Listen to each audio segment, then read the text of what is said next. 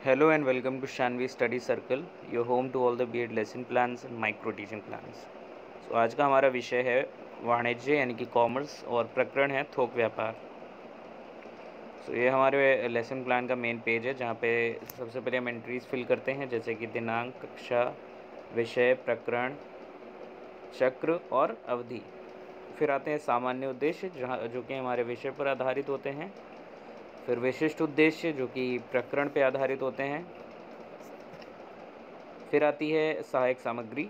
सहायक सामग्री में मतलब जो भी टीचिंग मटेरियल एड्स हम यूज़ करते हैं, चार्ट, मॉडल वगैरह, वो हम यहाँ पे मेंशन करते हैं। फिर पूर्व ज्ञान, तो जो भी हम पढ़ा रहे हैं टॉपिक, उससे पहले जो भी हमें लगता है स्टूडेंट के पास जो नॉलेज होनी चाहिए वो हम पूर्व ज्ञान में मेंशन करते हैं।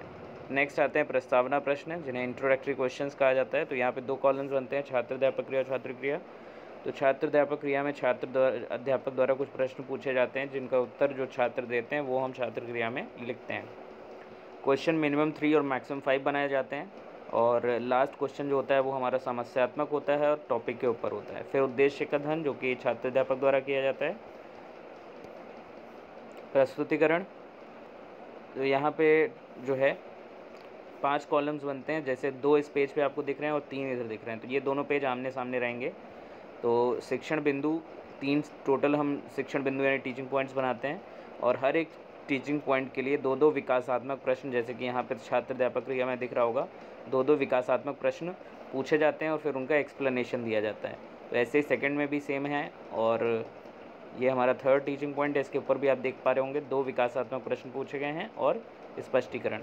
ध्यान देने वाली बात यहाँ पे ये है कि विकासात्मक प्रश्न जब हम बनाते हैं तो वो एग्जैक्ट हमारे टीचिंग पॉइंट के ऊपर नहीं होना चाहिए, कि वो इस तरह से बनाए जाते हैं कि उससे हम अपने जो स्टूडेंट है उसको अपने टीचिंग पॉइंट तक लेके आएंगे। ठीक है,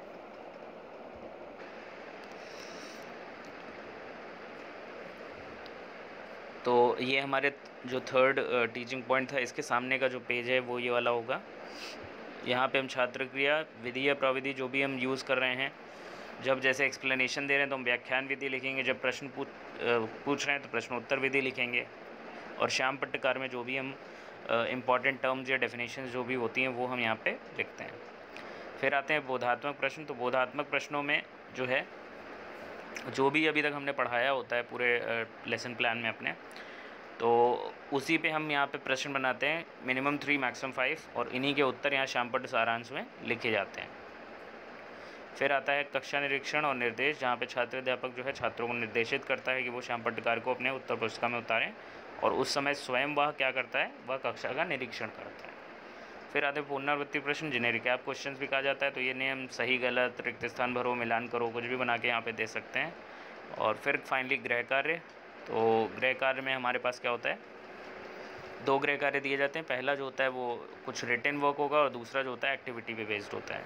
ठीक है, so thanks for watching this video. Like and subscribe for more plans and don't forget to share also.